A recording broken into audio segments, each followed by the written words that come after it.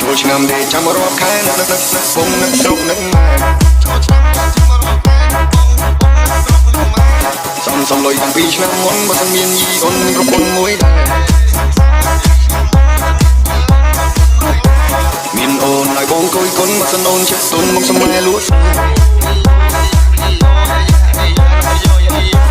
ញ៉ែមែនបងញ៉ែបានមុនចង់បដាក់ទុននឹងចង់នៅសៅខែឆ្នាំថ្មីទៅទេវតាតាមដូនតាអ្នកឲ្យគូគប់បីជំនាញមិនរងទាំងត្រឹមស្នាមញញឹមទាំងត្រឹមឆ្នាំថ្មី